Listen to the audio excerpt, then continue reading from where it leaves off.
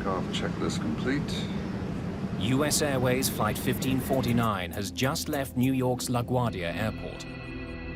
Birds. And that fast, we were just on top of them. My aircraft. Your aircraft. Both of the plane's engines have stopped working. Mayday, mayday, mayday. This is Cactus 1549. The plane is falling from the sky. There are only a few seconds to decide what to do. If we can get it for you, want to try and land on runway 13. We're unable. 155 lives depend on the pilots making the right call. Hey, Cactus 1549, you can land runway 1 at Peterborough. Can't do it. With a bad option on the right and a worse one on the left, the crew decides to put their Airbus on the runway that's dead ahead. We're going to be in the Hudson. Mayday, mayday.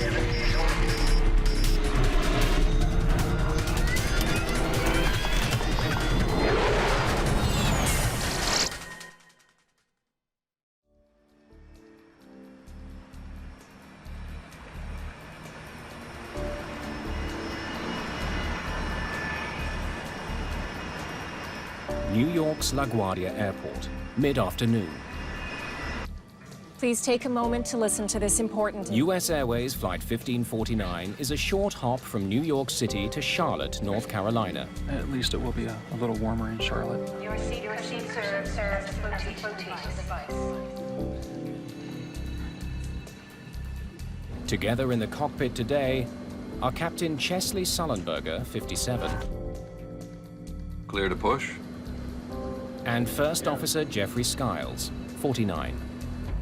We were late because the weather was bad earlier, but by this point, the weather had cleared off for our departure, and it was just puffy clouds. 28, brakes released. Spot 28 for Cactus 1549. 150 passengers are on board the European-made Airbus A320.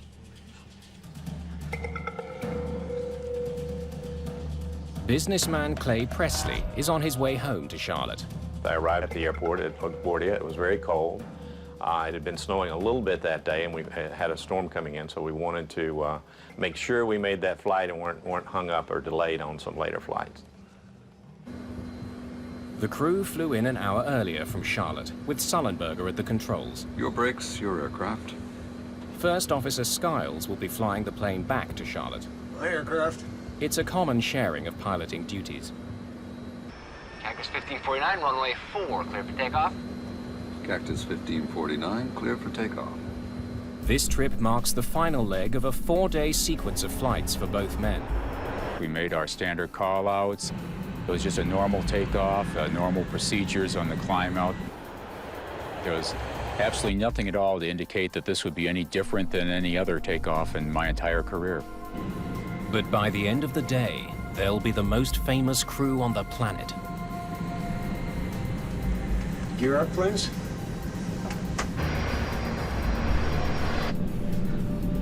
Gear up. Patrick Harton is one of the controllers handling traffic out of LaGuardia today. He has one of the most stressful jobs in the world. When I sit down in front of a radar, I'm responsible for every person on every airplane under my control. And I take that responsibility very seriously. Cactus 1549, New York departure, radar contact. Climb and maintain 15,000. The flight will climb northeast out of LaGuardia, and then begin a slow turn south towards Charlotte. I think I had about 3 or 4 airplanes on my frequency at that time. And it was just a normal departure. You know, it was just another flight that I've handled a million times. Riding the thrust of 2 General Electric engines, the aircraft powers into the sky. Cactus 1549, 700, climbing 5,000. What a view of the Hudson today. Yeah. After takeoff checklist complete. Flight 1549 is traveling at almost 400 kilometers an hour. It's been in the air for just a minute and a half. I caught something out of the corner of my eye, and slightly to our right, but still ahead of us, was a line of birds. And they were very, very close, too close for us to maneuver around. And that fast, we were just on top of them. You can just feel the power of the plane going forward. And then all of a sudden, there was this gigantic boom. It seemed like it stopped in midair, like you hit a brick wall. And then all of a sudden, somebody said, "The left engine's on fire." Uh-oh. Before we could even assess the situation, We got one roll, both of them rolling back. both engines rolled back to idle. Ignition start. Just 13 seconds after their problems began, Sullenberger takes control of the struggling plane. My aircraft. Your aircraft. Get the QRH. Loss of thrust in both engines. The QRH, or Quick Reference Handbook, is a step-by-step guide to dealing with emergencies. Mayday, mayday, mayday. This is Cactus 1549. Hit birds. We've lost thrust in both engines. We're turning back towards LaGuardia. When a pilot says Mayday or declares an emergency, you go from a focus state to a hyper-focus state. You just focus in on the emergency itself and, figure out the solution to the problem. Okay, you need to return to LaGuardia. Turn left, heading 220. 220. All of a sudden, there was a smell that came through the cabin. Something's burning. If fuel remaining, engine mode selector, ignition. What I'm thinking, though, at this point is that, we're just going to have to restart an engine. Thrust levers. Confirm idle. Idle. The procedure is to try to restart the engines, and I always had faith we could do that. Airspeed optimum relay, 300 knots. We don't have that.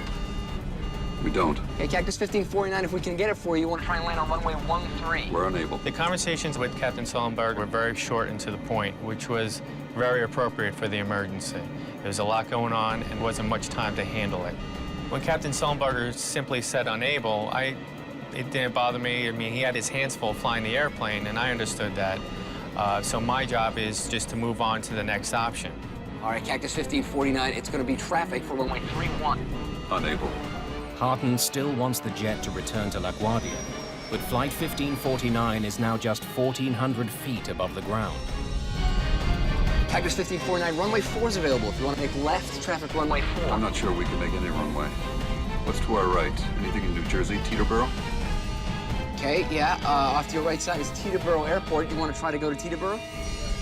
Teterboro is a small airport on the New Jersey side of the Hudson River, but it's several kilometers away. And without their engines, Flight 1549 is dropping fast. Want to try to go to Teterboro? Yes. When the air traffic controller pointed out Teterboro, I looked at it and I stopped, and I was kind of concerned that he was actually going to try for it. I didn't think we could make it. So you're sitting there very quietly. People are anxiously waiting for information, and they wanted reassurance that things were going to be okay. You could hear the microphone come on. This is the captain. We're hoping he was going to say, "I've got this under control, we're going to be okay, we're going to make it, we're going to turn around and go back and land." That's what you were hoping to hear. Brace for impact. What does he mean, brace for impact? And then all of a sudden it registered. I think he's saying we're going to crash. Get your heads down! I had no idea about how to brace for impact. Everybody's looking around, brace for impact. What do you mean, brace for impact? And how do you brace? Go ahead. Try number 1. I put it back on. Okay, put it back on. Put it back on. While the crew struggles to fly their stricken plane, Patrick Harton is still trying to find them an airport. I actually worked Teterboro Airport for about 3 years, so I was very familiar with the airport. Okay, Cactus 1549, you can land runway 1 at Teterboro. Can't do it. Okay, which runway would you like at Teterboro? We're going to be in the Hudson. I'm sorry, say again, Cactus? I could hear him, but my mind really didn't want to comprehend those words. We're going to be in the Hudson. That was a death sentence for him, and I didn't want to accept the fact that it was over and there were no more options left. I don't think we're going back to LaGuardia. I just emailed my wife and just said, "I love you." And I didn't say anything else because I really did not want her to worry. Okay. Let's go. Put the flaps out. And I thought to myself, great, the Hudson River was our best opportunity. It was really the only thing in sight where we could land this airplane. Passengers throughout the plane watch the Hudson rise to meet them and begin making preparations of their own. So I started thinking about, if we're going to crash, I know I need to figure out where the exit rows are. If the water comes in, you need to be able to hold your breath long enough to get to those 4 or 5 rows and get the doors open if you can. Got flaps out, 250 feet in the air. We're not going to be able to get an engine started, so I started calling out airspeeds and altitudes 170 knots. to give him a situational awareness of what was going on. Got flaps 2. One more. No, let's stay at 2.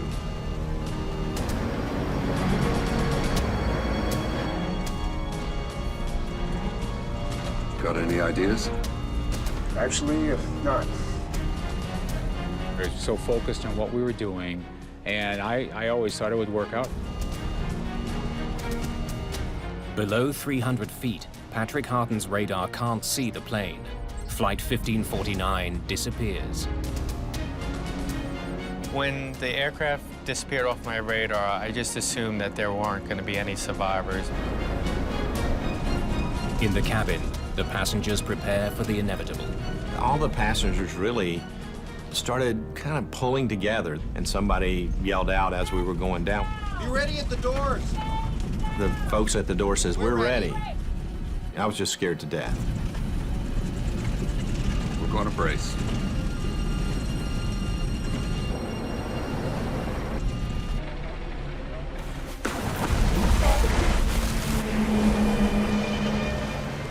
Looked like the airplane was going right for the bottom of the Hudson River. All we saw was water cascading over the windshield. It was like a tornado. Pieces of the plane were being torn apart. Some people were thrown around pretty good. Then the airplane popped up, and it was just sort of gently rocking in the waves.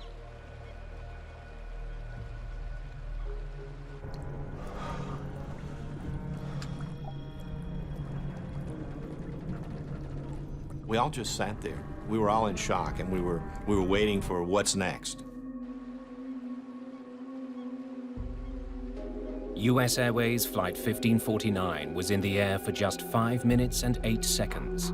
Having made a remarkable landing, the passengers and crew now face a new danger. The plane is leaking.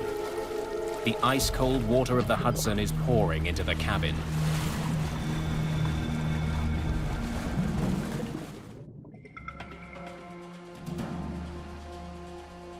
The crew of Flight 1549 has just performed an extremely difficult aviation feat, but they still have more work to do. Captain Sullenberger heads for the cabin, while First Officer Skiles shuts down the plane. I stayed behind and did the evacuation checklist, and so it was probably about 45 seconds before I actually went back myself in the cabin after we landed. In an instant, the $75 million plane has become an unlikely boat floating down the Hudson River. It's now filling with freezing water. That water was cold. It was very cold, so your feet are freezing. People came to their senses and they said, "Get the doors open, get the doors open."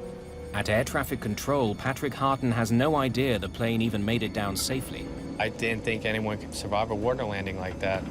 They got me off position because I was obviously in no condition to work traffic anymore. Harton is led to his union office. Despite his ordeal, protocol demands he recount his version of events. I really didn't want to speak to anyone. I just wanted to kind of hide under a rock. I needed my wife to know what had happened, but I knew I couldn't talk to her because I was pretty much in a fragile state and I didn't want to break down. So I sent her a simple text message. I said, "Had a crash, I'm not okay, can't talk now."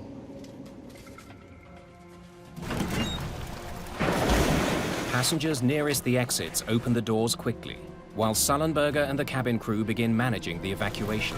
I just jumped up very quickly and started making my way to the emergency door. And so I worked my way out onto the wing, just a few steps to start with. I started noticing that people around me had their flotation devices. They'd pulled up their seat bottoms, or they had a life jacket that they'd taken. I had nothing with me. Skiles heads back to help the crew in the cabin get passengers out of the sinking plane. He knows there's not much time, and one of the flight attendants has been injured. I went back to about mid-cabin, and Sully and I and two young men were getting seat cushions and life vests, which are underneath the seats, and we're passing them out. And I'm looking around trying to assess the situation. Is the plane going to blow up? What's the next step? Yeah, there were actually probably 6 or 8 people that went into the water. And they were shivering and they were cold. We started pulling them back up onto the wing. At the back of the plane, water continues pouring in. Passengers are directed to move forward to escape. Go over the seats if you have to. This unwieldy boat won't be floating much longer. We were actually in the water, up to our knees, and it was just absolutely freezing cold. Every part of your body that was in that water just ached to the bone. Come forward! Is there anybody here? We were very confident there was nobody left on the airplane, but what was going on the wings, we just had no idea. Skiles and Sullenberger are the last ones off the plane. I just saw the big splash when the plane just bounced over the water. A small commercial airline crashed into the water. They've been in the water more than 10 minutes already. LaGuardia Airport has sent out an alert to New York's emergency services. In the middle of the Hudson, 155 frozen people hope that help will arrive in time. I saw the first ferry, and I could see the wheelhouse. I felt like, okay, we're really going to be okay. There was a sigh of relief. First on the scene are passenger ferries that have been shuttling people across the Hudson. They are eventually joined by the Coast Guard and fire department. The atmosphere on the ferry was still one of concern because we didn't know whether all the passengers got off the plane at that point in time. I was sitting in the union office preparing to make my statement. Where do I start?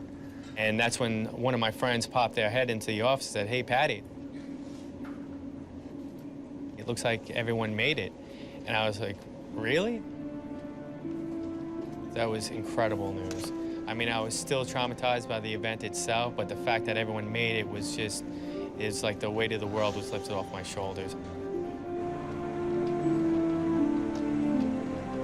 The entire nation looks on as every single passenger and the entire crew of Flight 1549 is brought to safety.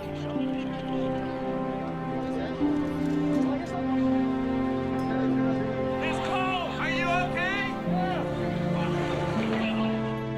Like so many others around the world, investigators from the National Transportation Safety Board are riveted to the pictures. Hey, you gotta see this. We learned a little bit about the accident, of course, before we launched. The TV channels were showing the aircraft in the river and everything.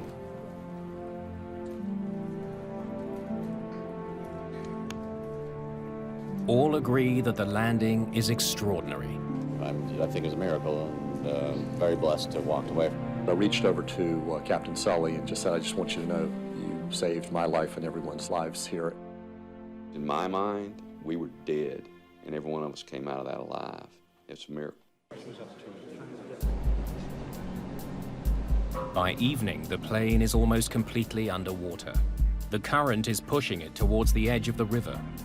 The aircraft was tied up against the pier, and we went down to look at it to see what we were up against, of course. But we can't do much at night. NTSB investigator Harold Reichel arrives on the scene.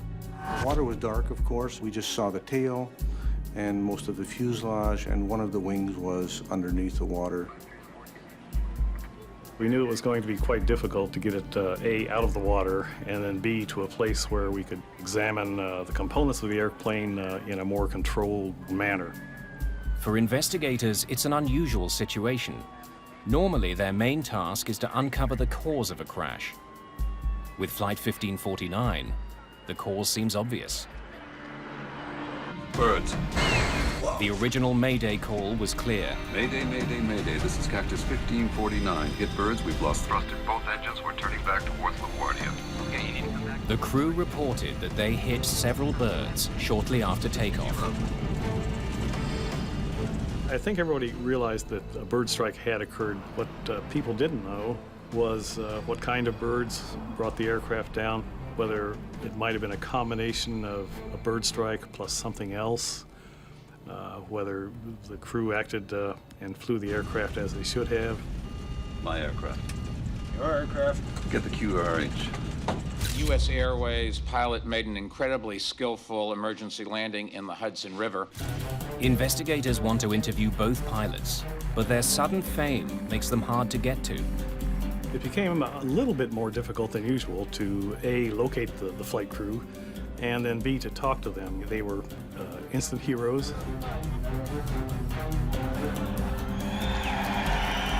Nothing in life can prepare one for the media frenzy of a situation, like this. And it's not just the pilot's newfound celebrity that's an obstacle for investigators like Catherine Wilson. One of the most challenging things in this case was nobody wanted to sully Sully. He was a hero in this case, and we were the ones who was potentially going to pick apart what he did and try to find out what he did and whether it was right or not. To prove that birds caused the crash, authorities need to get the plane out of the water. But a vital piece is missing. We had been told earlier that both engines were still attached to the aircraft. That turned out not to be true. So that became a major goal right off the bat, was to figure out where that second engine was.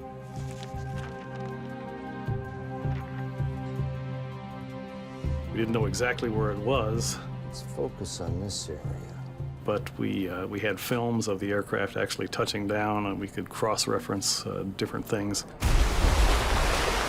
We used some side-scanning sonar that gave us a very clear picture of the bottom.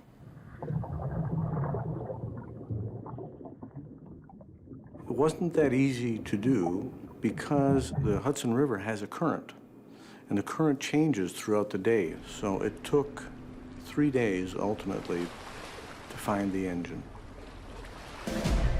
Within days, the recovered engine and the rest of the aircraft are moved to a warehouse in New Jersey, so investigators can study the wreckage more carefully. We certainly couldn't do it out there at the edge of the Hudson River, and you can imagine how interesting it was to take an airplane 150 or 200 feet long through a very, very populated area in New Jersey. As the plane is being moved, investigators work with the voice and data recorders. Okay, let's hear it. Which were in the most damaged part of the plane, the tail. The cockpit voice recorder and the flight data recorder were in virtually pristine shape. The aircraft had sustained quite a bit of damage in the rear end, but the recorders themselves survived very well. We were really lucky. All of the data was able to be downloaded normally. We got one roll, both of them rolling back. Listening to the CVR provides vital insight into how the crew responded to the emergency. In this case, both Captain Sullenberger and First Officer Skiles acted extremely professionally. Ignition start. Each member had their own roles and responsibilities. They stayed with those roles and responsibilities throughout the accident flight and communicated only when necessary. Put the flaps up. On Flight 1549, My aircraft. it took just seconds for the crew to each assume their individual responsibilities. Part of the reason they handled the emergency so well was that Jeffrey Skiles had only just finished his Airbus training. This was my first trip out as a regular line pilot in the Airbus A320. It literally was right out of training. And the benefit of that was that he knew exactly the checklist to turn to, and that's exactly what he did. Fuel remaining, engine mode selector, ignition. Crews are highly trained in emergency procedures, and the main thing is to follow procedures in this instance, and that's exactly what First Officer Skiles did by grabbing the quick reference handbook and turning to the appropriate checklist. But as investigators examine the checklist for restarting this plane's engines, they make a troubling discovery. It was assembled for an event that occurred 20,000 feet in the air, where a crew would have plenty of time to slowly and carefully go through a 3-page checklist, the end of which was, how do we ditch the airplane? So it was a 3-page checklist, and really, I only got to about the page and a half through this checklist in the time that we had. airspeed optimum relay. The crew spent a lot of time trying to restart the engines when they could have been focusing on preparing the airplane for the ditching. 300 knots. We don't have that. We don't. Overly complicated checklists have played a role in deadly plane crashes in the past. In 1998, a fire broke out on board a Swissair passenger jet. The checklist the crew used for that situation would have taken them up to half an hour to complete. It's a half hour they didn't have.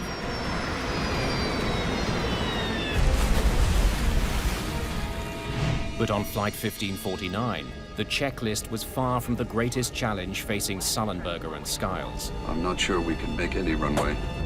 Water landings are notoriously difficult because unless they're perfect, they can be catastrophic. In 1996, after a hijacking, an Ethiopian Airlines captain tried to land off the Comoros Islands when his plane ran out of fuel. His left wing hit the water first, causing the plane to cartwheel. It was ripped to pieces. Of the 175 people on board, only 50 survived.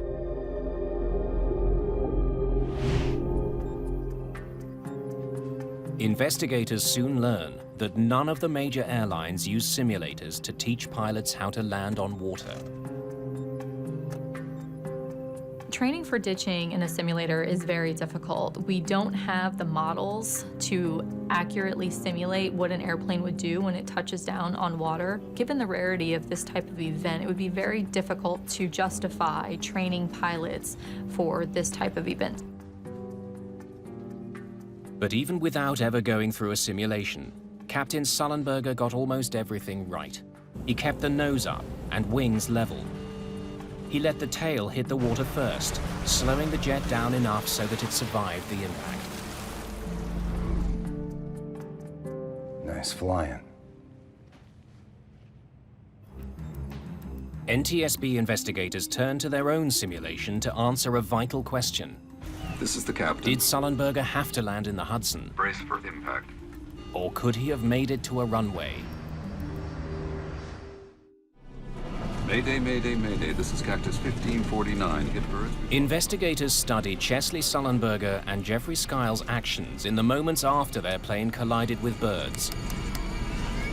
Ignition. We wanted to know, did the pilots do the right thing? So what we did in the simulator was we tested exactly that. Was there enough energy to make it back to LaGuardia? And what we found was that about 50% of the time we were able to make it back to the airport. But when a 35-second delay is imposed after the bird strike to account for the crew's attempt to restart the engines, all of the simulator pilots crash before reaching the runway.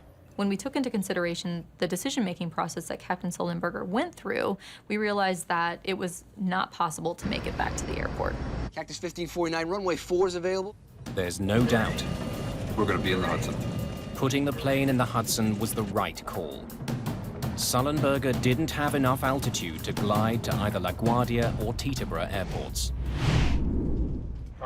Got one roll. Both of them rolling back. The investigators also discover that Sullenberger made a decision that wasn't at the top of the checklist, one that was critical to the survival of everyone on board. I'm starting the APU. On commercial jetliners, the engines provide power to electrical systems. If the engines stop working, the crew eventually loses those systems. The APU is an emergency generator that keeps some things running. The APU allowed him to still see his screens, the instruments still work. It also allowed the A320 itself to assist with the heroic landing. The APU provided power to the plane's electronic brain, stopping the pilots from making any potentially dangerous moves. It kept them inside a so-called flight envelope. By starting the APU early in the sequence, the flight crew was able to maintain the flight envelope protections, which prevented the airplane from stalling when the airspeed got too slow. He's right on the edge of stall speed. The flight data shows that Sullenberger was going slower than the ideal speed. The airspeed during the accident sequence got about 20 knots slower than it should have been for this flight. But the A320's flight computer is designed to constantly adjust the plane's pitch and keep it from stalling. We definitely could have had a much more catastrophic outcome had the airplane actually stalled. Starting the APU. Sullenberger's quick thinking made sure the plane's complex computer system kept working. It gave him an automated safety net, so he'd have the best chance to do the nearly impossible. We're going to be in the Hudson. It was a combination of a good crew and a good airplane. Let's go. Put the flaps out. The captain had the presence of mind, for instance, just before they were about to land, a couple of 100 feet in the air, to turn to the first officer and ask, "Got any ideas?" Actually, not. They were both coordinating right up to the end, and that's what we like to see. Skill, training, and the aircraft's very design combined to save the lives of 155 people. But investigators still want to know how birds crippled two highly advanced jet engines, and if they can stop it from happening again. 8 days after the crash, investigators are finally able to examine the engines in detail. Richard Dolbear has spent much of his career studying collisions between birds and airplanes. When aircraft strikes a bird, generally there's not much left of the bird, particularly if that bird goes through the engine.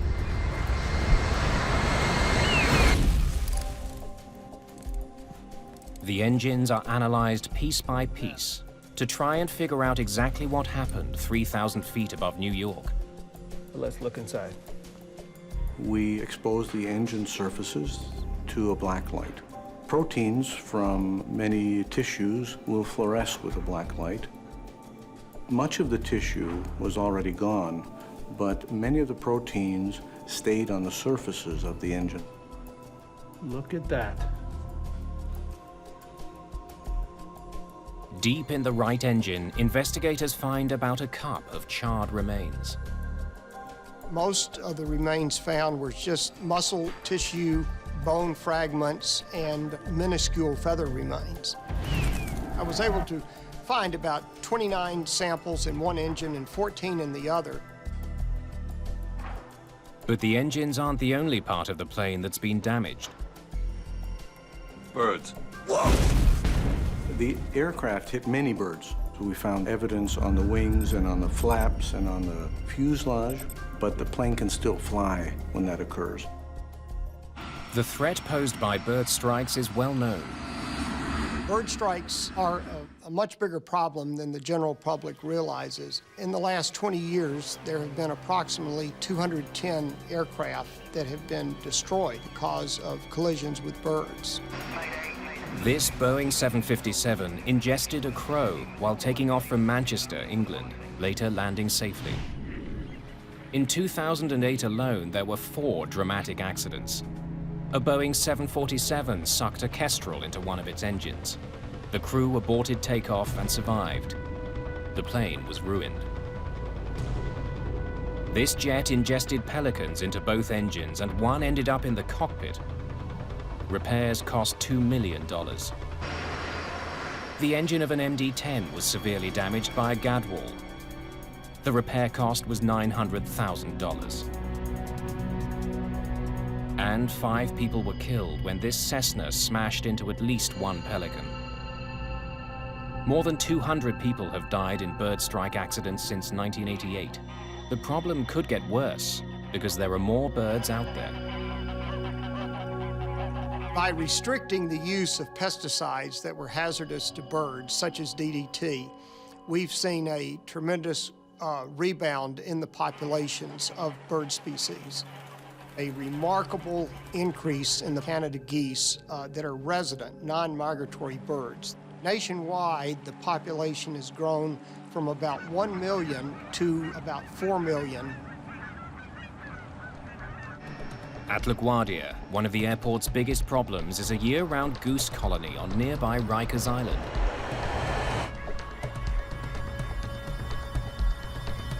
From the year 2002 to 2004, there were 8 Canada goose strikes at LaGuardia Airport involved birds either on the airport or right off of the airport. One of those strikes almost caused a plane to crash, and it was a very close call.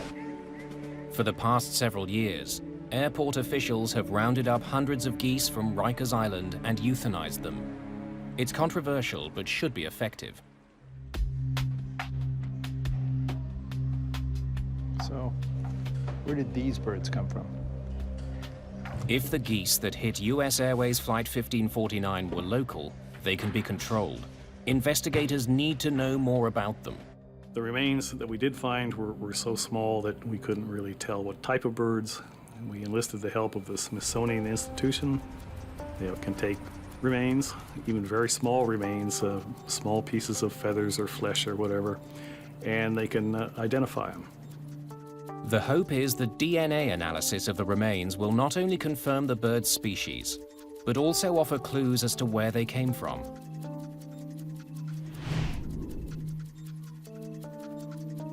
While they wait for answers, investigators turn to answering the question of how a few birds forced a 68-ton jet from the sky.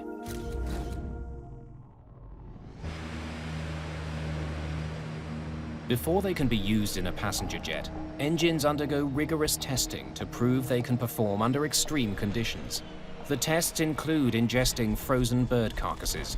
The CFM turbofan engines that power the A320 passed those tests and were certified in 1996. The large bird test required for the CFM engine is shooting a 4-pound bird from an air cannon into the engine, which is running at near full power. To pass, the engines don't have to keep running. They only have to stay together, which they did on Sullenberger's plane. Well, the engines did not experience what we call uncontained failures. No large chunks of fan blades or anything flew out through the cowls to hurt people inside the airplane. Fan blades are always the most interesting part to look at, and they often tell quite a story. A series of fan blades throughout the engine compress incoming air until it's ignited in the core, creating thrust. Ingested birds can wreak havoc on this process. When a fan blade of an engine fails, it causes a lot of continuing damage. In this particular case, all the fan blades were there. They suffered severe damage, but none were broken. An analysis of the engines shows that while the primary fan blades survived the impact, the delicate machinery inside the cores of both engines did not. Uh-oh. We got one roll, both of them rolling back. Once we went into the engine itself, into the core, we determined that there was significant damage. When a bird gets ingested into the core, it is such a large mass compared to these blades that it does a lot of damage to them. The birds ingested into Flight 1549. Mayday, mayday, mayday. This is Cactus 1549. Ripped apart the engine's compressors. Metal shards from these broken compressors were sucked deep into the cores of both engines, shutting them down. We've hit birds. We've lost thrust in both engines.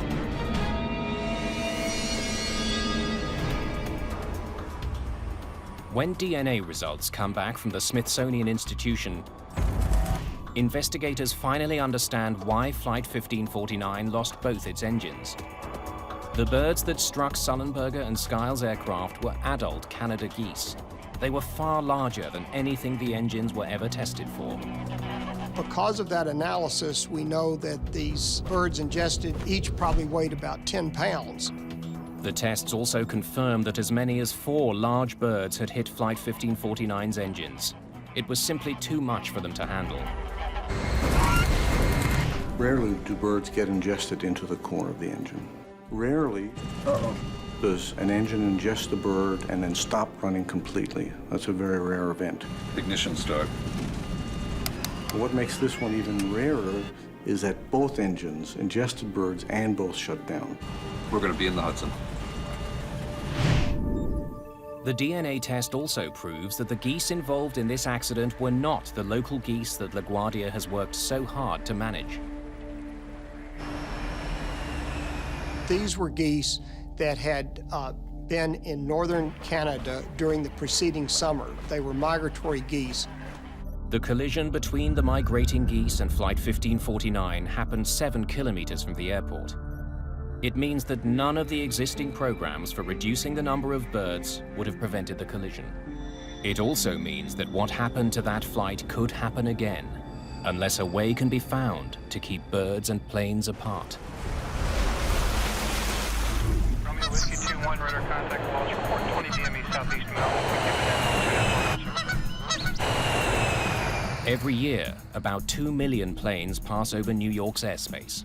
Most people do not appreciate the problems that birds can cause to aircraft. They don't realize how a small, seemingly insignificant organism in relation to the size of an aircraft can cause these kinds of catastrophic failures. The airline industry needs to find solutions to bird strikes. Placing screens in front of the engines is one of the most obvious answers, but there are serious drawbacks. Screens can fall off, screens can break, and then they would be ingested into the engine, causing similar damage or more catastrophic damage. Screens can also introduce turbulence to the airflow, which can starve the engines of air, causing them to fail. Winter weather is also a serious problem for engine screens. A screen is a perfect ice builder, and it will accrete ice very quickly in icing conditions. A more promising solution is already being tested in several American cities, including New York. At John F. Kennedy Airport, specialized radar is sweeping the skies looking for birds near planes. Most airports are equipped with radar that sends out radio waves that simply bounce off objects in the sky. Typically, only large objects are seen, and most of this information isn't passed along to air traffic controllers. The fact is that their scopes would be cluttered with things. Tall masts from ships, for instance, would pop up on their radar as low targets. The clutter, in fact, would interfere with air traffic control, and that's not a good thing. But now, finely calibrated avian radar is being tested at JFK. It can distinguish items the size of hummingbirds. If any birds are detected moving through flight paths, crews could be alerted. I would love to see bird radar technology. The key would be how to incorporate that without increasing workload to an already stressed controller. Tests continue, but widespread use of avian radar is still years away. Cactus 1549, runway 4, clear for takeoff. Cactus 1549, clear for takeoff. Until then, collisions between birds and planes will continue.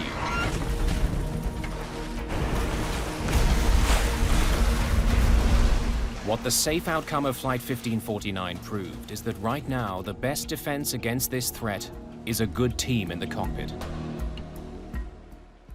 We had a very experienced flight crew with very good training. My aircraft. Your aircraft. Get the QRH.